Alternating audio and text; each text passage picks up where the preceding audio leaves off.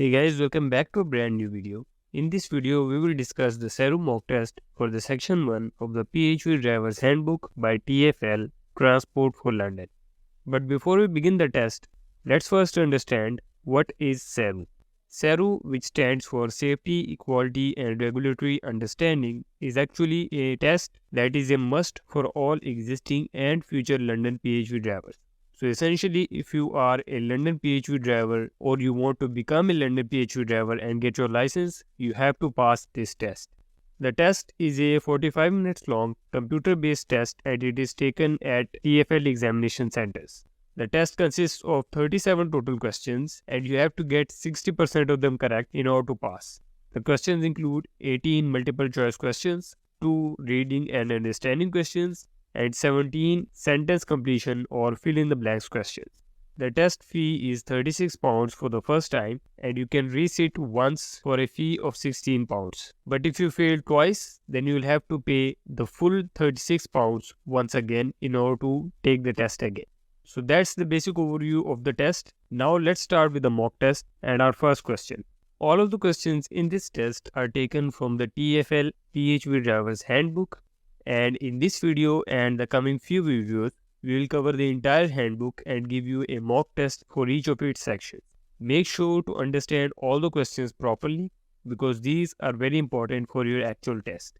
Now let's start with the first question, which is you must be age dash or older when you apply for your license. There is no upper age limit.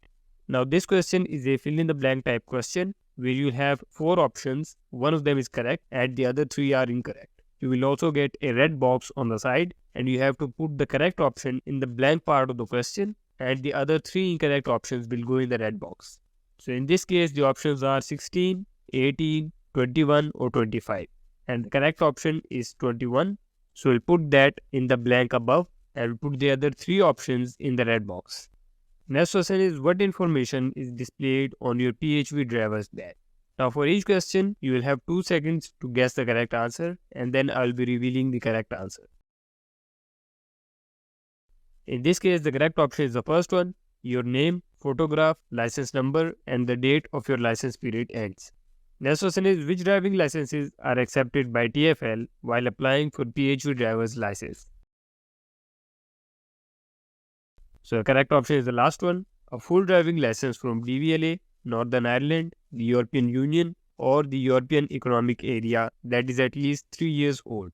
Next question is which of the following are considered as licensing requirements? So the correct option is the second one. You must have the right to live and work in the UK. This is considered a licensing requirement. Next question is as soon as you're licensed, you need to keep communication with TFL. How can you do it? So the correct option is the third one. You can do that by responding to any letters, emails or other forms of communication. Next question is what collaborates with TFL to ensure passenger safety? So the correct option is the first one, Metropolitan Police Service and City of London Police. Next question is if you develop a new medical condition that may affect your ability to drive and are unsure about what to do, who should you contact for advice? So the correct option is the third one. You should contact DVLA for advice. Next question is what do the abbreviations Seru stand for? So the correct option is the last one. It stands for Safety, Equality and Regulatory Understanding. Next question is what assessment is required for licensing as a London PHV driver? So the correct option is the second one, Safety, Equality and Regulatory Understanding Assessment. Next question is from what age must all PHV drivers have a medical assessment every year? So the correct option is the last one, from the age of 65. Next question is if your PHV driver's badge or license has been stolen, who should you inform? So the correct option is the third one. You should inform TFL and the police and take a crime reference number from the police. Next question is which documents of yours must the PHV operators keep copies of? So the correct option is the third one, PHV driver's license and your DVLA, NI, EU or EA driving license. Next question is the medical requirements are the DVLA-medical standards. So the correct answer is group 2. We'll put that option in the blank space and we'll put the other 3 options in the red box. Next question is you'll need to take a dash test to check your ability to select and plan a route, read a dash, and identify locations. The test is held in a center approved by dash and conducted under exam conditions by a TFL examiner. This test is known as a topographical skill assessment. So we need to fill 3 blanks here and we have 5 options. So the correct 3 options are you need to take a separate test, read a map, and approved by TFL. We'll put those 3 in the blank spaces and we'll put the other 2 options in the red box. Next question is if TFL sent you an exemption notice of wearing a driver's badge, you must. So the correct option is the second one. Carry an exemption notice with you at all times when working as a PHV driver. Next question is where should you keep your license? So the correct option is the second one. You should keep your license at home in a safe place. Next question is who else can use your PHV badge? So the correct option is the third one. No one except for you. Next question is if a vision impaired person asks you for your license number, what would be your response? So the correct option is the second one. You should give them your badge because a vision impaired person can also know that you are licensed. Next question is from what age must all PHV drivers have a medical assessment each time they renew their PHV license? So the correct option is the first one, from the age of 45. Next question is you should tell TFL immediately if between medical examinations you develop any new medical condition of the following. Now in this case, both options are correct. Psychiatric illness or epilepsy. If you develop any of these 2 conditions, you must inform TFL immediately. Next question is, please choose the one correct statement from the following statements. So the correct option is the second one. The address on your PHV driver's license should be the same as the address on your DVLA license. Next question is, what is the time limit to inform TFL if you change your address? So the correct option is the third one, 21 days. Next question is from the following conditions, on which condition must you tell TFL immediately? So the correct option is the last one.